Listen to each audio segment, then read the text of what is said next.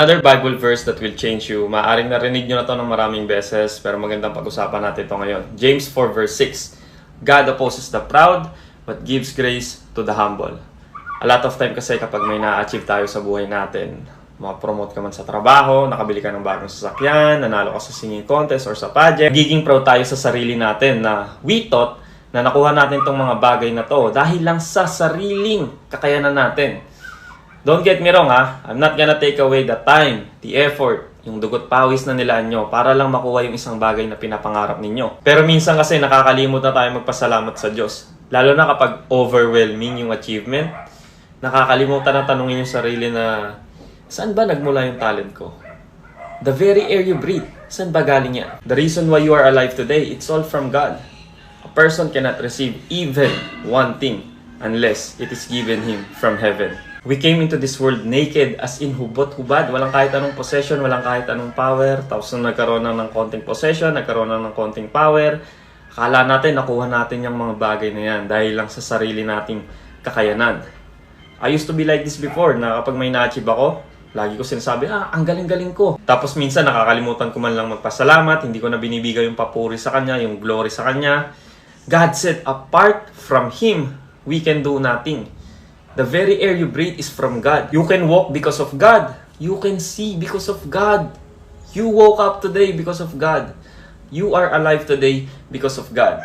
That's why every single day dapat pasalamatan natin siya. Because we cannot do even one thing kung hindi dahil sa Kanya. Kahit itong pagblink ng mata ko, hindi ko kayang gawin to kung hindi niya papahintulutan. At nakakatulong sa akin yan to remind myself every day to humble myself. Kasi ano lang ba ako, isa lang akong alabok. I'm just a dirt, a dust. Nakakapagsalita ako ngayon, nakakapaglakad ako ngayon, na-experience ko yung ganda ng buhay, the gift of life. Bakit? Dahil pinahintulutan ng Diyos yan. Kaya every time you feel proud kapag may na-achieve kang isang bagay, always remind yourself na yung hanging hinihinga mo ay galing sa Diyos. Kahit yung paglalakad mo ay hindi mo kaya yan. Biyaya yan ng Diyos. Or yung isang bagay na nagawa mo ngayong araw, ay dahil ginising ka niya. Every day is a gift from God. Sabi nga nila, di ba? Every gising is a blessing. Kaya always give the honor, the praise, and glory to God. Whatever you achieve. Perfect example ng humility is our Lord Jesus Christ. Di ba? Nung nagkatawang tao siya, when He came into this world, He came into this world not to be served, hindi para pagsilbihan, but to serve, para magsilbi.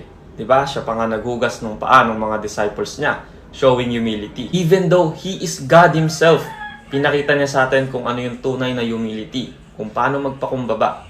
Kaya naman God the Father exalted Him at the highest place, sa right hand throne niya. Kaya always humble yourself before the Lord and He will exalt you. Lagi niyong tatandaan, what comes before the fall? Pride. Lucifer fall because of his pride. Yun po ang ibig sabihin ng God opposes the proud, but gives grace to the humble.